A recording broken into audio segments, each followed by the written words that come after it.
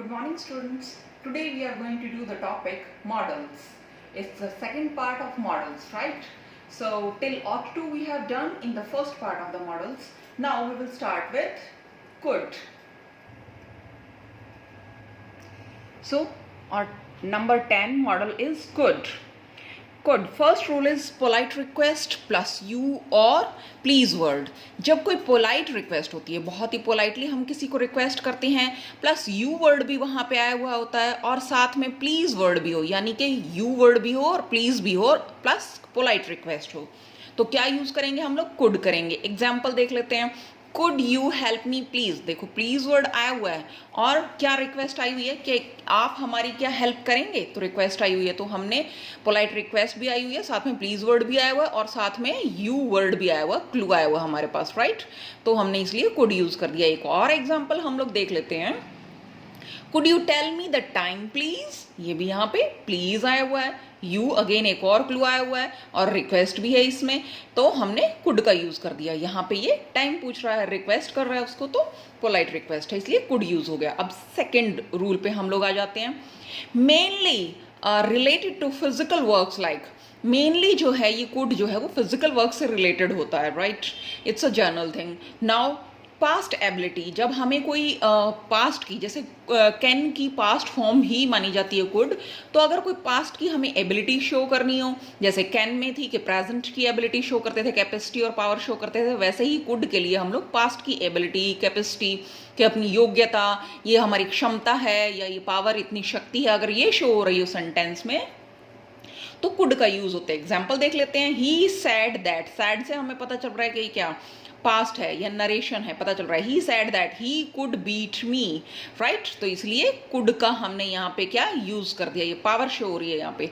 I could bye a shirt. This is my capacity, कि मैं एक शर्ट खरीद सकता हूँ. कैपेसिटी शो हो रही है, कैपेसिटी शो हो रही है और वो भी ठीक है पास्ट की शो हो रही है, तो हमने क्या यहाँ पे कुड का यूज कर दिया. Now third rule is when plus subject plus was were plus other words. जब व्हेन वर्ड आया हुआ हो, फिर उसके बाद सब्जेक्ट हो, वॉज वर में से कुछ एक हो और फिर अदर वर्ड्स हो, then we will use could. Let's see the example. When I was young, when word आया हुआ है, फिर उसके बाद क्या सब्जेक्ट आ गया है आई, फिर वॉज वर में से एक होना चाहिए था, तो आई के साथ वॉज का यूज आया हुआ है. When I was young, I, इसलिए हमने क्या यूज कर दिया कुड का. When I was young, I could run 2 miles at a stretch. ये हमारे पास्ट की एबिलिटी को भी शो कर रहा है, प्लस वो रूल भी यहाँ पे फॉलो हो रहा है. Then come to the fourth rule.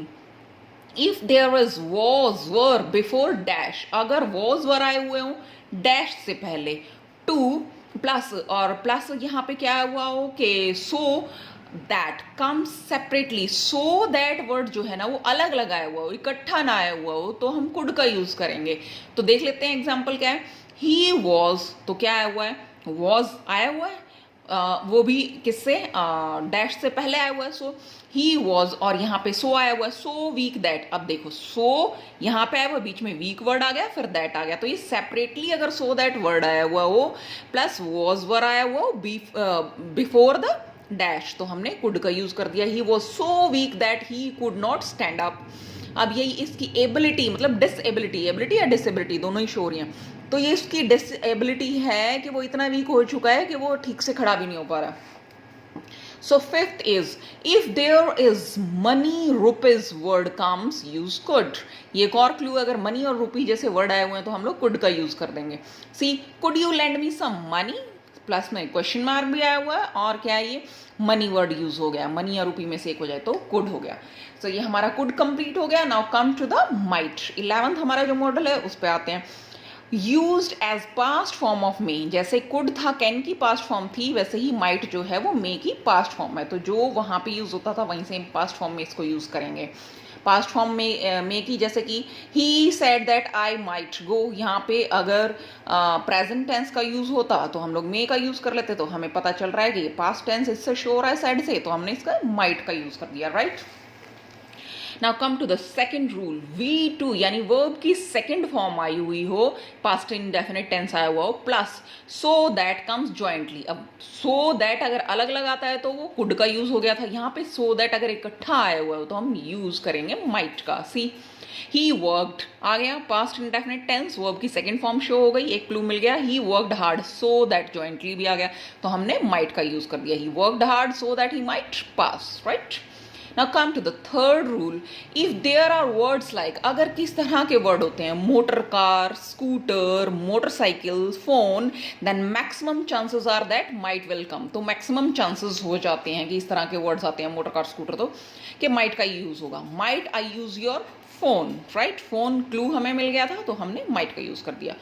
Fourth rule is, if there are a few chances of anything or possibility, अगर कुछ थोड़े बहुत चांसेस हैं पॉसिबिलिटी के तो भी हम माइट का यूज करेंगे. एग्जाम्पल देख लेते हैं.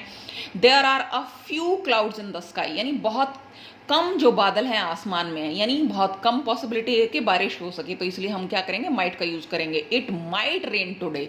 There are a few, few से हमें पता चल गया कि बहुत कम चांसेस हैं. क्लाउड इन द स्काई, तो कम चांसेस हो तो माइट का यूज.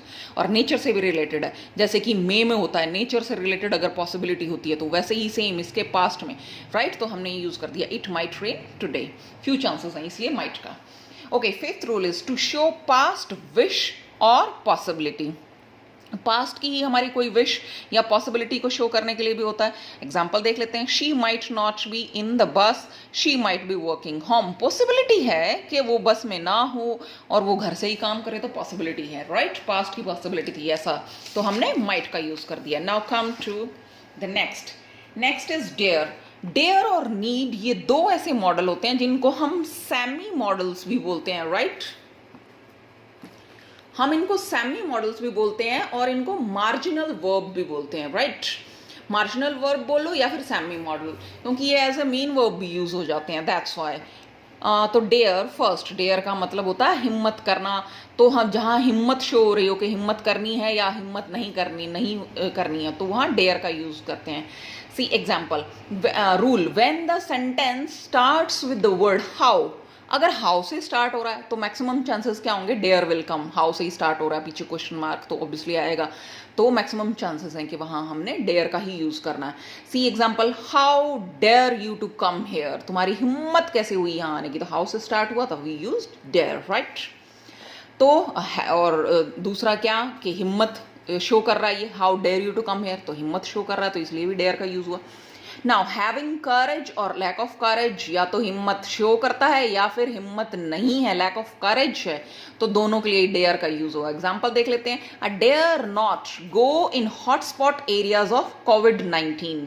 मुझ में तो हिम्मत नहीं है कि हॉटस्पॉट एरियाज के, जो कोविड-19 के हॉटस्पॉट एरियाज हैं वहां जाने की हिम्मत हो पाए, मुझ में नहीं है इतनी हिम्मत, राइट. तो लैक ऑफ करेज शो हो गया, तो वी यूज्ड डेयर, राइट.